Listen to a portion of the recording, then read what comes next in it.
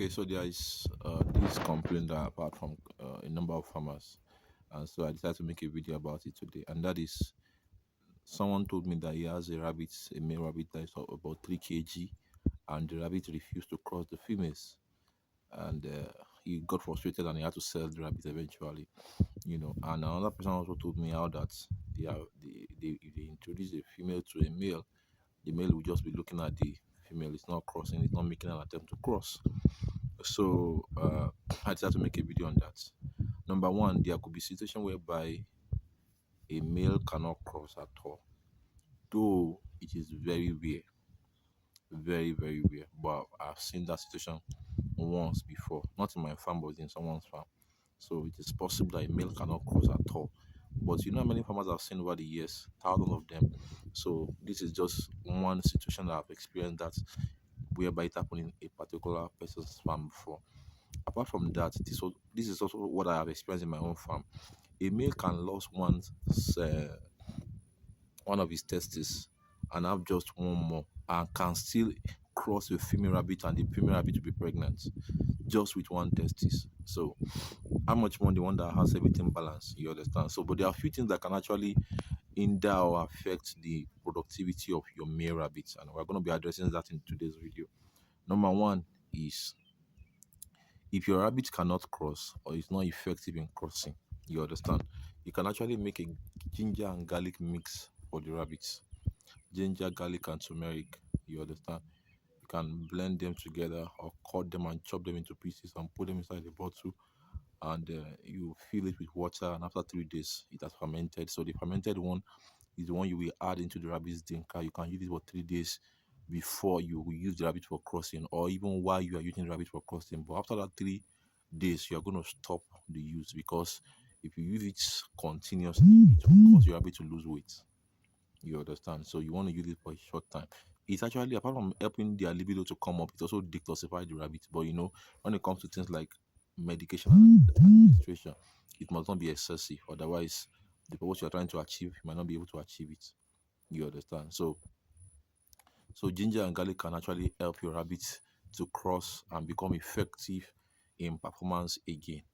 You understand? So that can be done. It will definitely improve the rabbit's crossing ability. The second thing, which is the most effective, is if a rabbit is not crossing female at all, or is not making attempt and all those things, and is a male rabbit, what you do is that beside that male rabbit, put another male rabbit that is very active in crossing beside it. You understand?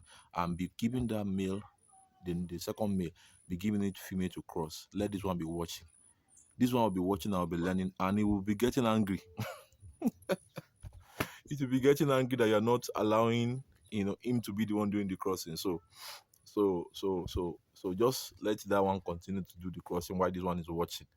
By the time you give this one that has been watching and has been learning one female to cross, it's going to fire the female. It's going to fire the female seriously. So that works very very well. Like I've seen that work over and over and over again. You understand? Yes, that works over and over again. Then let me say this: if you feed your rabbit excessively and your rabbit become obesity can actually affect the male performance. Just the same way, if a female rabbit is obese, it's too big, you understand, the rabbit will not conceive. Sometimes it's not like it will not conceive. Sometimes it will not even come on it at all. No matter what you do, the rabbit will not come in. So when the rabbit is excessively fed like that, there was a time I had a particular female rabbit, and that female rabbit was 3 kg at 4 months. So by the time she is already 5 months, she was already getting to 3.5 kg, and she has never given birth before. She has never been pregnant before. So what did I do? I just placed the rabbit on grasses for the next 2 weeks. It was during this rainy season, and there was a lot of maize. So that's maize cob, the cover of the cob. That was what the rabbit was feeding on, and some grasses for like a week. Before it enters 2 weeks, the rabbit already come on it and was cross, and that was how the rabbit conceived. And she gave birth to 6 the first time. And ever since that time, the rabbit has been conceiving. You understand? So if your rabbit is excessively big, it can affect the productivity level. So you want to ensure that your rabbit is, especially when you are using an animal for breeding. You understand? The same thing applies in chicken. The broilers that are used for breeding purpose, they are not fed heavily on the normal broilers finisher. No, because they are meant to lay egg and you know cross the female, and the female will lay egg and all those things. So they can't do that with excessive fat in their body. The same thing applies to rabbits. So you want to ensure that when it comes to breeding stock, your rabbit is not building up excessive, you know, weight, which can affect and impact negatively on the productivity of your rabbit. You understand? Also, another thing is that, like I always said in my video, don't feed your rabbit with poultry feed.